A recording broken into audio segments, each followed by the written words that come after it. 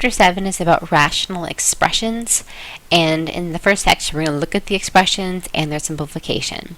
So if you remember, a rational number is a number that can be written as a fraction. So a rational expression is going to be an expression of the form, so we're calling p and q the two polynomials in this fraction, so p over q. It's a fractional expression with a numerator and a denominator. So for example, something like x plus 1 over x squared minus 4. That's a rational expression. There's two polynomials divided by each other. So my numerator polynomial and my denominator polynomial. Let's just throw down one more example. How about x squared minus 2x plus 1 over x cubed minus 3. Just another type of expression, a rational expression. Just a note right here, rational expressions are also known as algebraic fractions. So if you see that language, they're just two words for the same thing. And throughout this chapter, we're going to do anything with these rational expressions that we can do with regular fractions or regular rational numbers. So we're going to be reducing them, finding equivalent fractions, adding them, subtracting them, multiplying them, and dividing them. So anything I could do with a regular fraction is something that we are going to be doing with our rational expressions. Alright, so in this first example, we're going to start by just plugging in a number into a rational expression. So in this first one here, it's 4 times, the value of x is going to be 2, so 2 squared over 2 squared minus 2 minus 6. Okay? So when I plug in 2 on the top, that's 2 squared is 4, so that's 4 times 4. So the top is 16. Then on the bottom, I've got 2 squared is 4, minus 2 minus 6, so minus 8. So 16 over 4 minus 8 is negative 4, and 16 divided by negative 4 is negative 4. So for the first value, I have negative 4. So we do need to make sure as we are simplifying these things that we watch our negatives. We get to complete the top and complete the bottom separately before finally reducing or dividing that fraction. Okay, and let's check out the next one. This is the same expression, the same rational expression or algebraic fraction, but we're going to plug negative 2 in this time. So when I plug in negative 2, I get, let's see, negative 2 squared. Plug in my negative 2, make sure the negative is visible. And let's simplify. So on the top, I know that that's 4 times, when I have a negative 2 squared, that's a positive 4. So negative 2 squared is a positive 4. This double negative right here will make that plus 2 minus 6. So on the top I have 4 times 4 is 16. On the bottom I have 4 plus 2 is 6 minus 6 is 0. And 16 divided by 0 is undefined. Okay, so this is something that did not happen in a polynomial expression but can happen in a rational expression. In some algebraic fractions, some values of the variable result in undefined.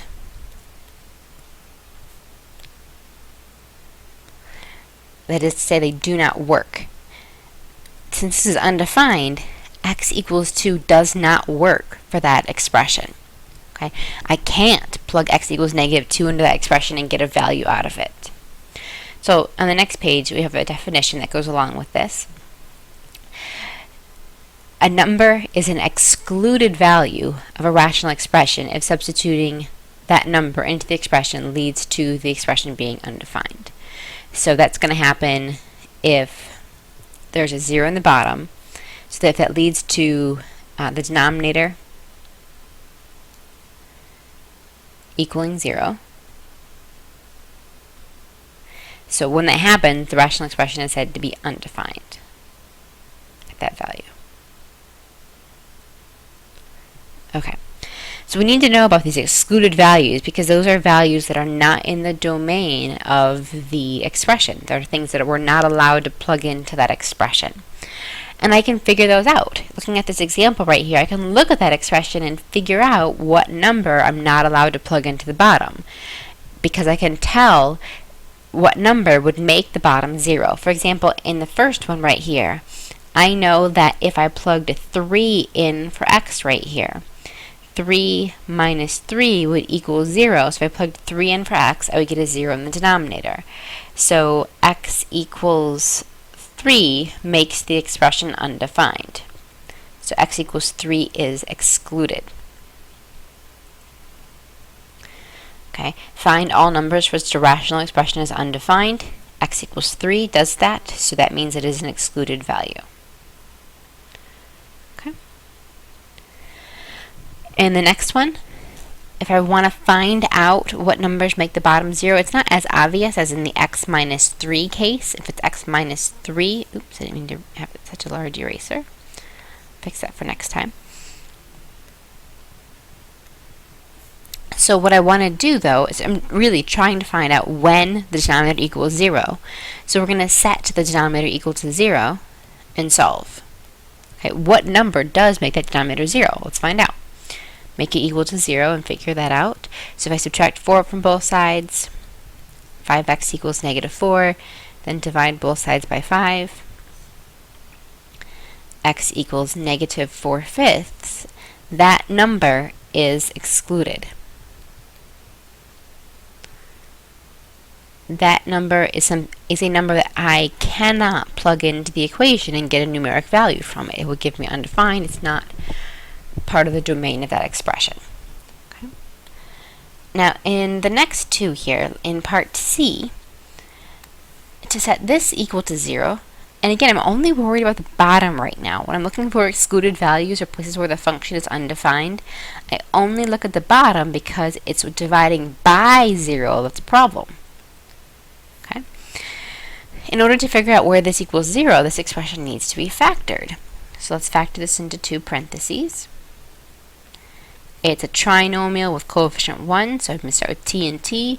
What goes into 12? 12 is 3 times 4. It's negative, so we need to have one positive and one negative. The larger one has to be the positive.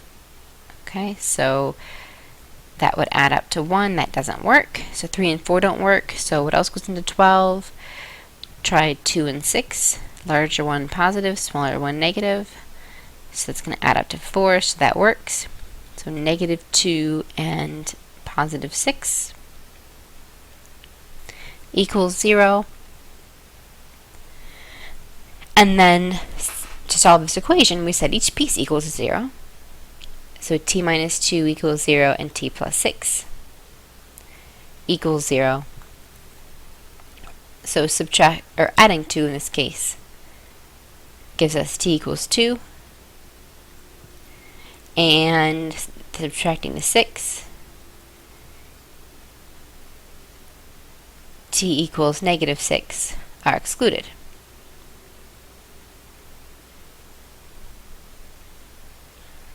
So we have two excluded values for part C.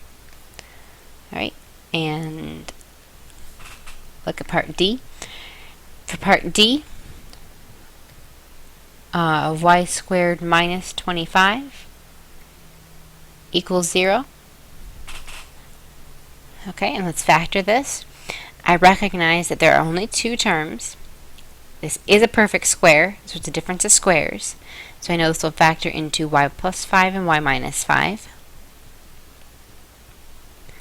equals 0. Set each part equal to 0. If y plus 5 equals 0, or if y minus 5 equals 0, that equation is true. So if we subtract 5 from both sides, we get y equals negative 5, and if we add 5 to the other equation, we get positive 5. So y equals negative 5 and y equals 5 are excluded.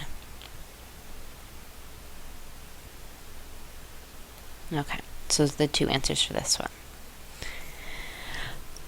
And below right here, just a summary of the steps. If I'm looking to find any excluded values or places where the function is undefined. Those are synonymous in this case.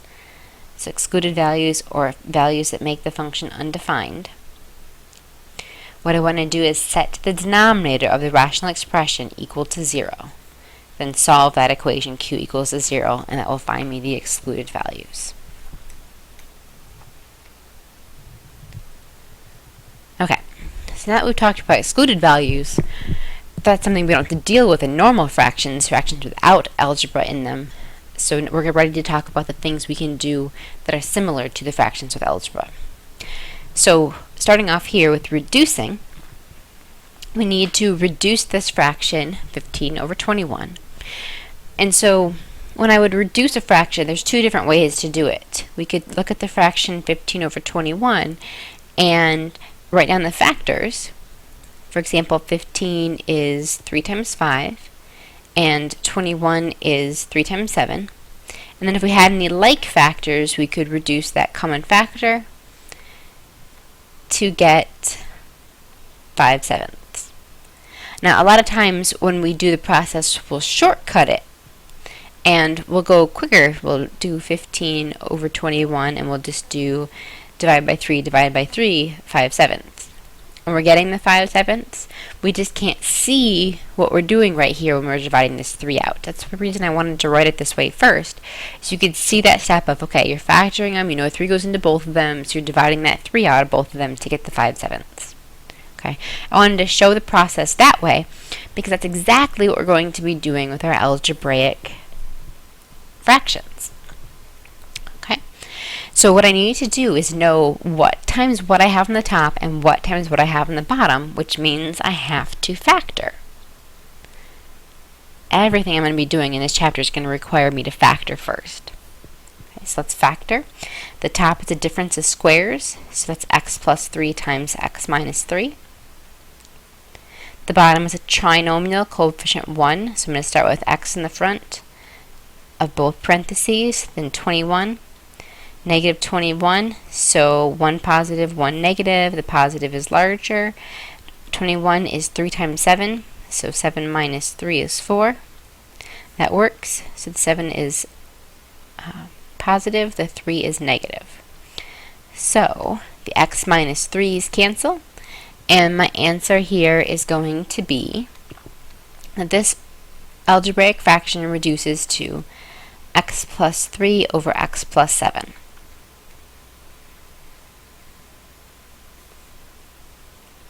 Okay. A rational expression is in lowest terms if the numerator and denominator have no common factors other than 1 and itself.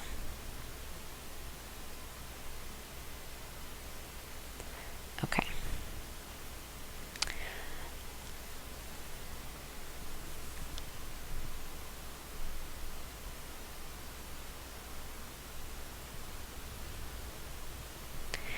The steps for simplifying a rational expression.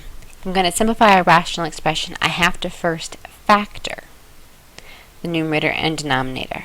Once it's factored, we're going to divide out any common factors so that the expression is in lowest terms. Okay. In the first one right here, 5x minus 15, that can be factored. Both have a 5. So if I divide out a 5, I'm be left with x minus 3 on the top and 25 in the bottom. 25 can be written as 5 times 5 or as a 25, and I'm going to do this just like I would with a regular fraction. These numbers, the 5 and the 25, are both multiplied by something. I can write the 25 times 1 or the 25 as a 5 times 5 and divide a 5 out of each of them to be left with a 1 on the top and a 5 on the bottom. Now, for this part right here, what we're imagining that we're doing is reducing the fraction 5/25. Okay? So what that leaves me with is x minus 3 on top. I don't need to write times 1 from this 5. It's just x minus 3 over 5. And that's reduced.